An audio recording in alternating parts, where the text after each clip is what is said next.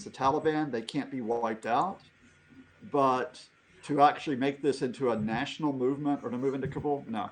They would have to have outside support in terms of arms and resources, given the fact that the Taliban, especially having gotten a lot of arms in recent weeks, you might have noticed, still are going to be able I think, they can hold their areas against any movement right now. Sorry, look at that. You just popped right onto our screen.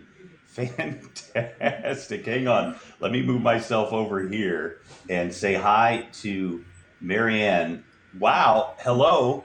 Hi. Great Hi. to see you. Oh my gosh. I just threw I out a. just saw I just finished my broadcast and I saw an invite and I said, "Oh wow, everyone's talking about Afghanistan. Let me just give it a few seconds to it and then I get back to my show." It's Oh, good to be here. fantastic. Wow. We've got you for a couple of minutes.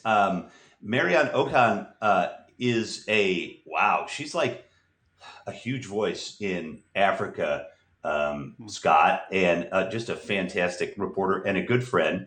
And yeah, give us your perspective, Marianne, on what's going on, because I really want to talk to you soon about the children in Nigeria and all of these things going on. But let's hear about Afghanistan. Well, the case of Afghanistan is pretty complicated, and you might not necessarily agree with where I'm coming from. There are people who blame President Biden for what's happening now, but then we have to cast our minds back to the fact that before he even became president, when he was vice president, he did not really like the idea of sending more soldiers, into Afghanistan because he didn't think it was a war that we could win or the U.S. could win. He thought that it was, unnecessary. But I think the mistake that President Biden made, this is my personal opinion, is that Mm-hmm. he pulled out the troops before they thought about the people who work or were associates of the U.S. government, because you pull out the troops and then you remember that, oh my goodness, we need to pull out our sources, our resources, all the people who've been interpreting, and so it's somewhat of a mess. Yesterday I was listening to the radio and I heard when a British security spokesperson was hinting at the fact that there might just be an attack close to the Kabul airport, and I was thinking to myself, should the US government and British government cut and run immediately, or should they just continue the evacuation process, or underestimate the fact that these people, ISIS K, can be really brutal? And before I could think about it, we heard that there was a hit and Mm. soldiers died, people died. It's a messy situation, unfortunately. There's really not a lot that the government can do. I heard President Biden talking tough about making sure that these people would pay, but it means that then America has to renegotiate with the Taliban government, because you Mhm. cannot deal with ISIS K without having an insider, and the insider has to obviously be the Taliban. So something you were running away from, you might just have to um, rethink it. It's really a messy situation for the US. Unfortunately, my heart goes out to the soldiers who have died, their families, people who have lost their lives, even the Afghans that were caught in that whole bombing.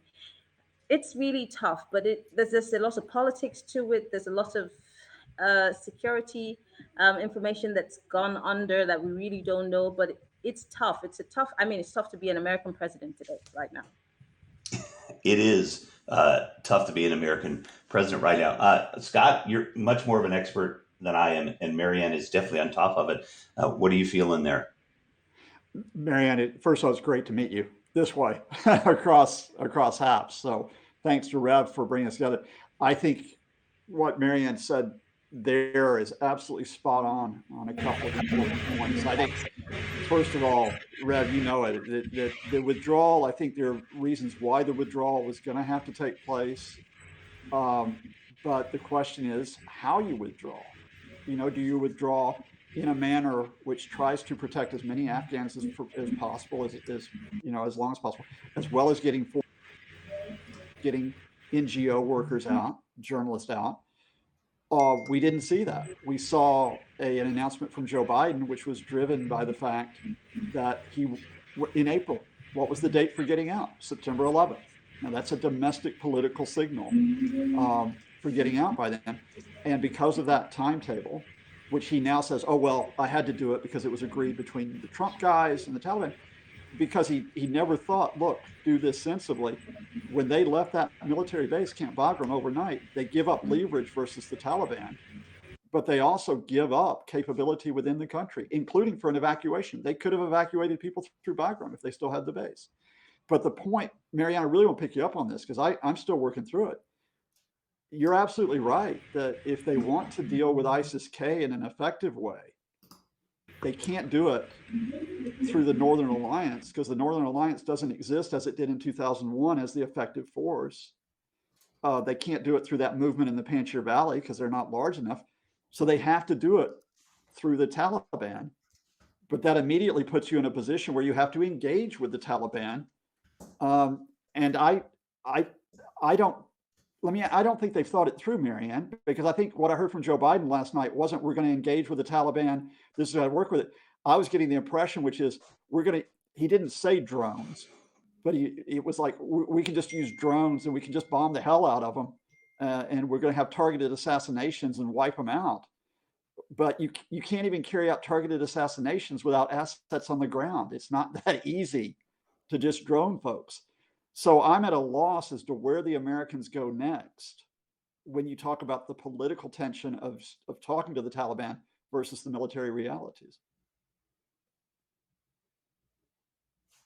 Oh, sorry, I muted you, Marianne. Hang on.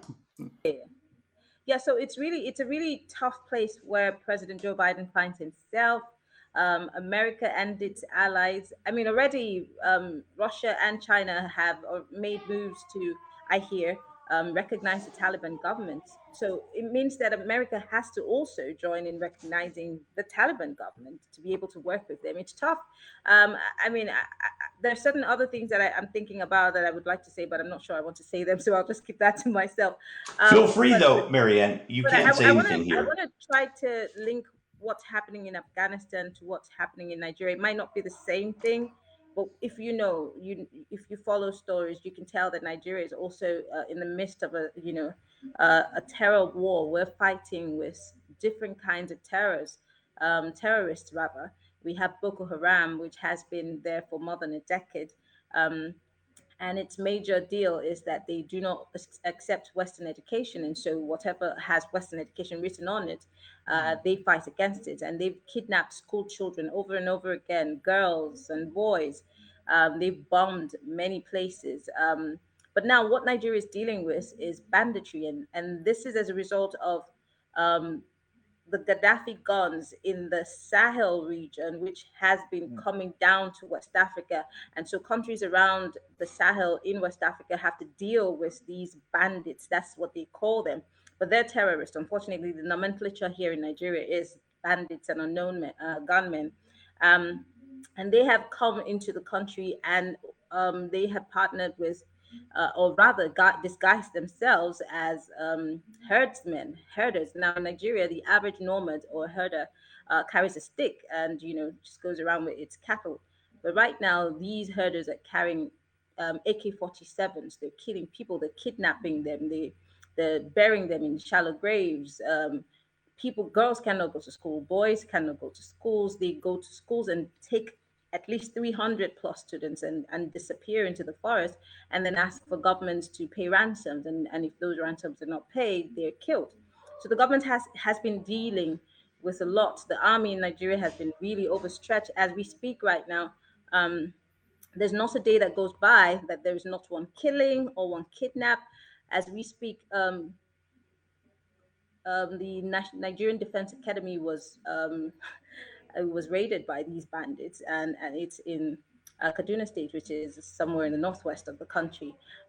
This for a lot of Nigerians is the worst hit ever because this is where we train all our military personnel, whether they're Navy, they're Air Force, the Army, and this is like a major blow on the country. But then many people who are angry in the country right now are mostly angry at the president because of his body language as to dealing with the issue of terrorism. Why? Because when the president decided to run for office, this is a president that has tried to be president 4 times. And finally, he became president. And he campaigned on 3 things. He promised that he was going to put an end to terrorism. He promised that he was going to give us employment, and he was going to deal with corruption, which was a big, deep-seated issue in Nigeria, is still a deep-seated issue in Nigeria. Unfortunately, the president has not been able to do any of these things, and the issue of terrorism is building up. Now, our president, was the first person to talk about the Afghanistan thing on Financial Times, and saying that if we do not deal with our problems and the issue of Boko Haram and the bandits in Africa, we might just be facing an Afghanistan issue or an Afghanistan situation. But the question is, what is the president doing so that we can avert that situation? There are also people who feel that our president is not dealing with the situation, because most of the people who have been fingered to be in alliance with these bandits and the herders, the supposed herders, are from the same tribe as Mr. President. Our president is from the Fulani tribe, and most of the Oh, people who are wow. nomads, herders, yes, are from that tribe. And so they feel that the president is dealing with it in kids' gloves. But now it has become a hydra-headed monster, and it's now spreading down into the south of the country. Now, the southern governors in my country have kicked against open grazing, because normally in Nigeria there used to be open grazing, so the nomads can come all the way from the north down to the south, and nobody would disturb them. But now, because these people are now going to farms, Nigeria is a very agrarian country, so we every part of the country we are always farming. We have farms. There's mostly food everywhere in Nigeria. And so the farmers in those southern parts of the country, even the north west, have been complaining about the fact that these herders are bringing their cattle to destroy farms. So we're having food shortages, we're having issues of people being killed in their farmlands. And so southern governors in the country have decided to put a stop to open grazing. If you must graze on the land in the south, then you must abide by certain rules. You must get your own ranching, because we want to be able, because the governments want to be able to stem, the attacks. So if we look at all what's happening, it's building up to a point where we might just have an Afghanistan situation where these bandits are taking over lands. Mm. And the fact that they've been able to go as far as the NDA, they kidnapped a general who was more like a commanding officer at the Defense Academy. They injured a couple of people. The government released a statement saying that this would not deter the fight against terrorism. But we have had generals, we've had retired service chiefs complaining about how this issue is being handled, and the fact that there seems not to be a will from the government to deal with the issue. And this is how it starts. If the government is not dealing with the issue, and then these people seem to be getting an upper hand, or they see that the government is weak and take advantage of that weakness, we might just be heading towards an Afghanistan situation. I'm gonna keep quiet and let you guys talk. No, Well, go ahead, Scott. I found that fascinating, Marianne.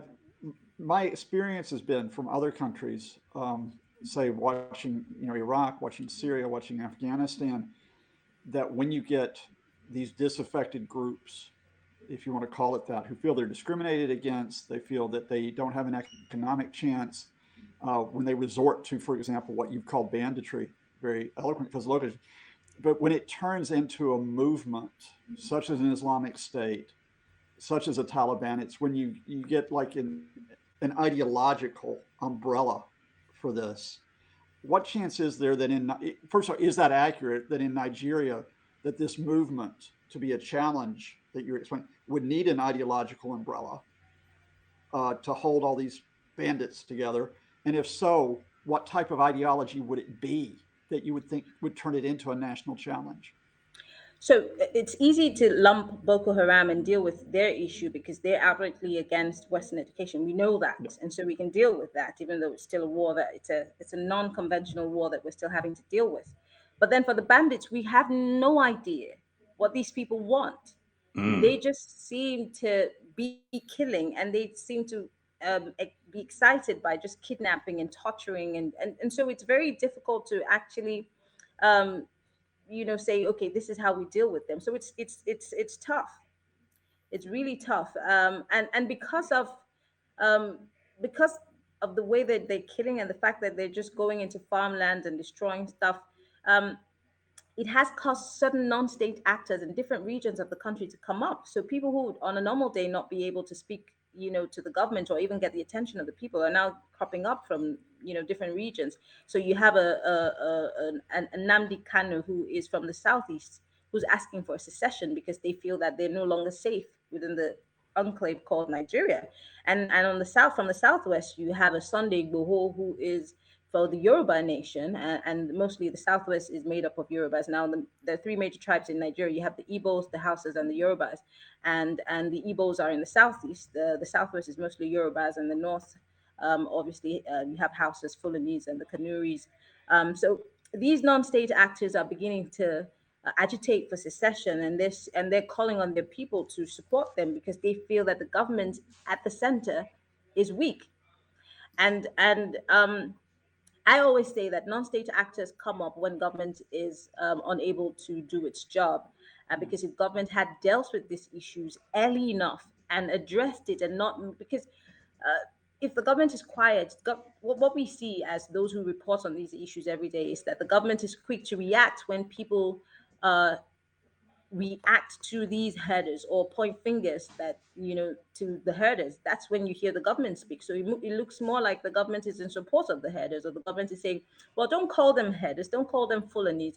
But then Nigerians know that the people who are mostly nomadic are Fulanis, and Nigerians are saying, if these people are parodying or masquerading as Fulanis, what are you doing to make sure as Fulanis that you absolve yourself of this and make it not look like it's an ethnic cleansing? Now, Nigeria as a country is already divided along ethnic lines and religious lines, so it's already a problem.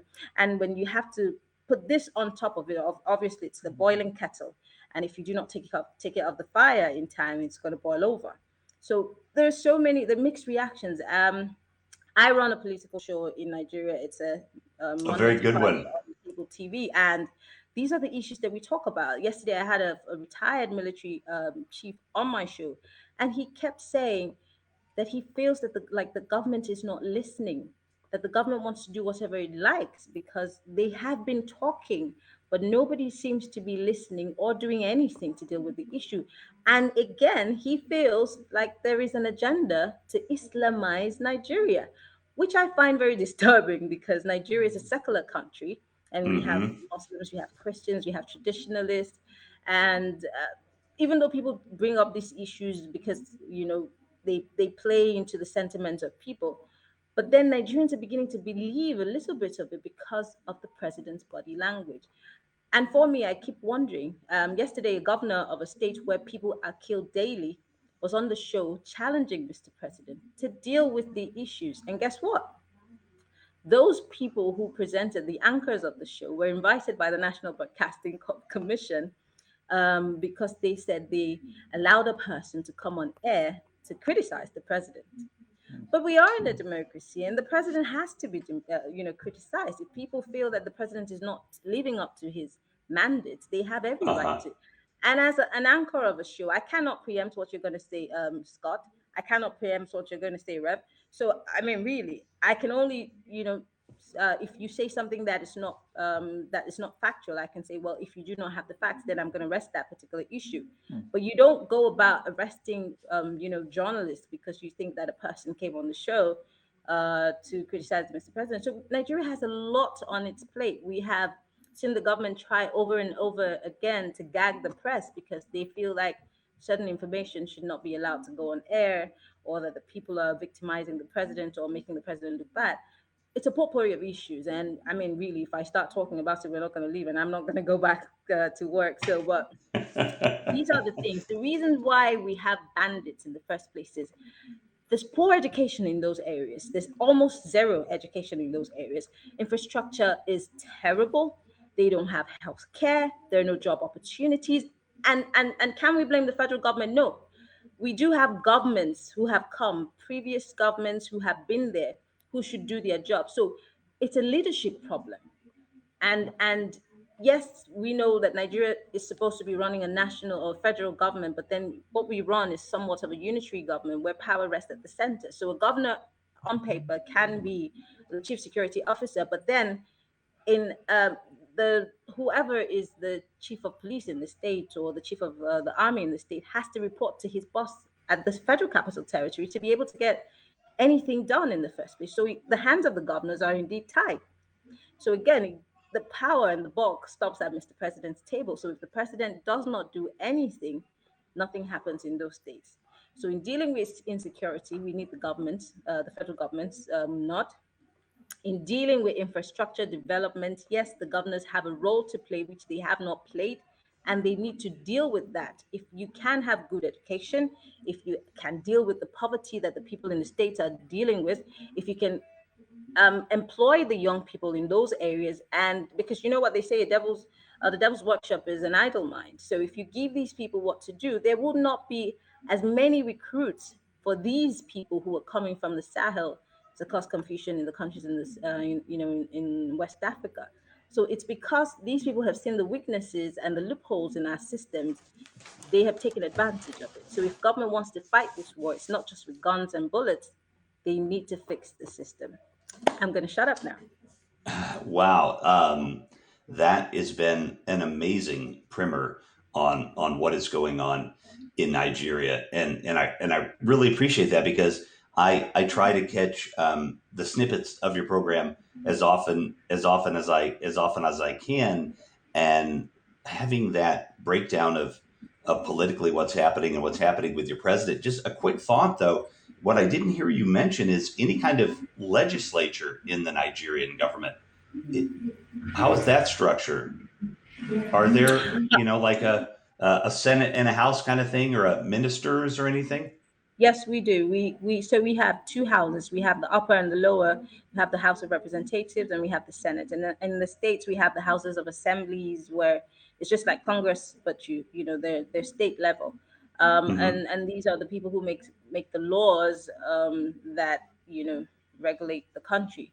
But then in Nigeria, because our political parties don't necessarily have ideologies that are clear cut, like you have the Republicans and the liberals and the Democrats in Nigeria, you just have political parties and people who have interest, and you see a lot of cross capiting. So if my party is Party A, and I'm in power, and I'm strong arming people, maybe because the dirty, maybe they have stolen certain monies from public purses, and they do not want to go to jail. They cross over to my party so that they are safe, and that's what we see. So the corruption that the president promised that he was going to fight, he's not able to do that because his own political party is throwing its doors open to the same people that they campaigned against, who were corrupt people and have stolen monies from the nation's coffers.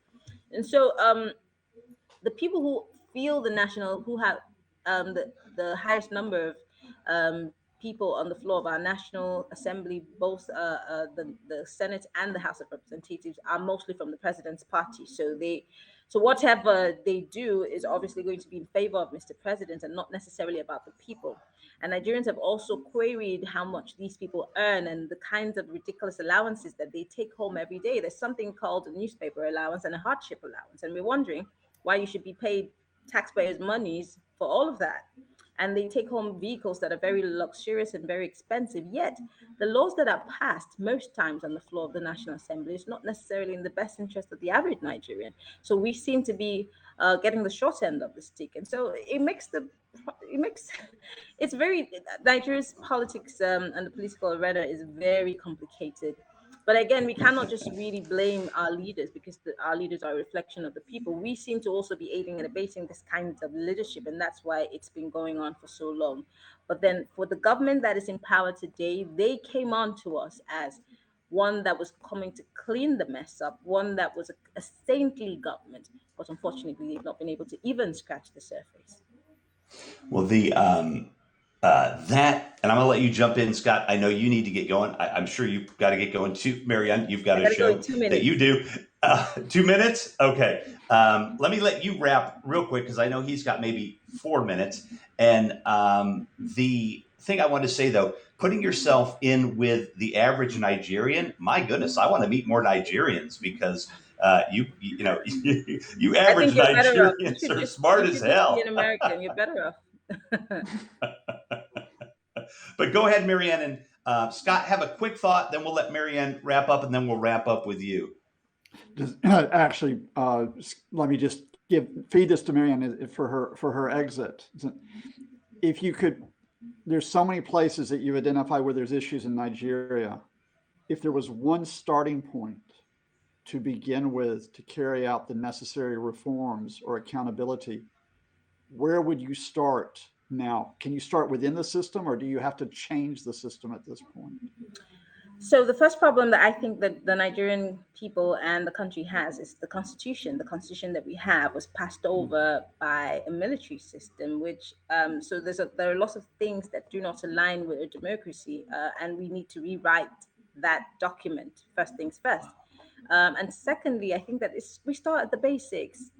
The most important thing that you should give the average person is the basics: water, electricity. Nigeria in the 21st century still is struggling with electricity. We do not have 24 hours electricity. The average Nigerian who's a second class citizen is her own government, because she provides her own water, she gets her own light because you have to have generators or solar because you can't rely on the national grid. The average person pays so much money to get healthcare because our healthcare system is in shambles. But our president and senators and all our leaders fly to the US or to the UK to get medical care. But then the one in the country is left to be in shambles as we speak. Resident doctors in my country are on strike because their normal allowances and their COVID allowances have not been negotiated properly and are not being paid. And the government is strong arming them to come back to work, but they're saying we risk our lives every day, and you cannot even afford to pay us what we are due. But then you make out large sums of money to yourselves as allowances, and then you fly out of the country because you know that you have already destroyed our medical care. And so you go where you can get better medical care. Why not stay here and see what we're experiencing? So that way, maybe it would give you a nudge to change the system. So the basic amenities at the disposal of the average Nigerian is nowhere to be found. And we do not see government, and it's not just about this government, even the previous governments, all the way from the military down to the civilian, nothing has been done. And it looks like it's an attempt to cripple the average Nigerian and keep them, receive coming for the breadcrumbs, which is something that Nigerians are beginning to, fight against. That we put you there. It's not the other way around. So you're supposed to be serving us, and if you can't do that, then we're going to show you the way out. So, but it's building up to that. If we can deal with the basics, give the average Nigerian the basics, and let them enjoy the basic amenities of life. And the reason why you were put there is to serve the people. If you can serve them and not yourself, we will begin to address the issues. But we cannot address the issue from the middle. It has to start from the bottom. Well, I don't know who in Nigeria, because talked about political parties, but I don't know, Madam President. I think you should run. No, no.